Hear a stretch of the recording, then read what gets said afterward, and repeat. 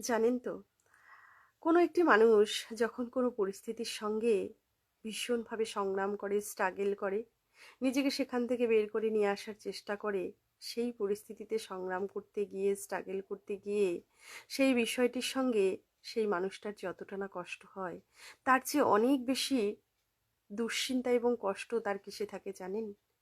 আশেপাশের মানুষ সেই বিষয়টা নিয়ে কি বলবে, নিজের পরিচিত মহলে বন্ধু-বান্ধব, আত্মীয়-স্বজন, প্রতিবেশীরা এই বিষয়টা কিভাবে দেখবে, কিভাবে রিঅ্যাক্ট করবে, কি বলবে, এই নিয়ে সে অনেক বেশি কনসার্ন থাকে, অনেক বেশি চিন্তিত থাকে।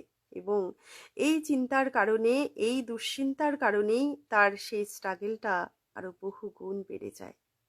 এইরকম একটা পরিস্থিতিতে আমাদের কি করতে হবে বলুন তো?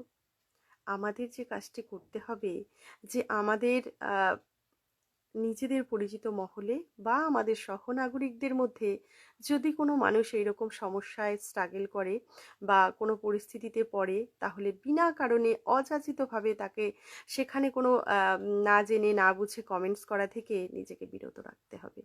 তাহলে দেখবেন, আমরা যদি নিজেকে একটু সংযত করে চলতে পারি, সেই মানুষটি সেই স্ট্রাগলটা অর্ধেক হয়ে গেছে, সে সহজেই সেখান থেকে বের করে নিয়ে আসতে পারবে নিজেকে।